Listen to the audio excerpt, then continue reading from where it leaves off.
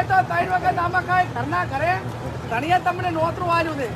પેટ ભરીને જમવાનું છે, પણ લાસી આલવાની કોઈ અર્થ નથી. આજે પણ ભારતની અંદર 10% લોકો અનાજ ન મળવાના કારણે ભૂસા મોંઘે છે, અને આપણે આયોજનના અભાવે અથવા તો આપણને ખબર નથી પડતી અથવા તો આપણે બીજી વખત કોણ લેવા જાય, જે પીરસવાવાળા હોય,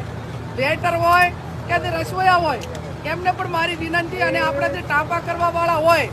એમને આની ખટેક રાખવી પડે. એનું કારણ કે ઘરધણી તો નજરે જોતો હોય ને તો એ કહી નાખે કે તમે બગાડો ને એમ,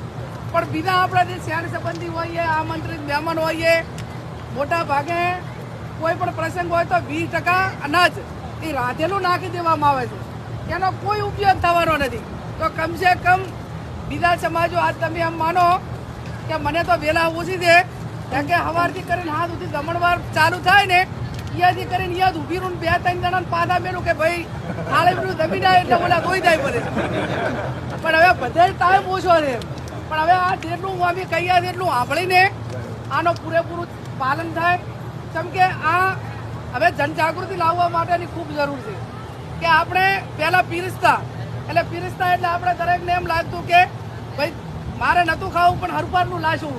હવે આપણે બુફે રાખ્યું છે, હવે બુફેમાં તો કોઈ એમ નહીં કહેતું કે હરપારનું લાશું, અને એમાં સરબે નથી, જેટલી વખત થઈ રહે એટલી વખત એ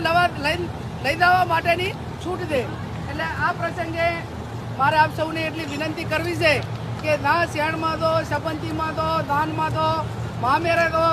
આ હમણો રહ્યા એટલા એટું ને મેલો ને તોય આપણે સાર વધારે બીજું કઈ ના કરો.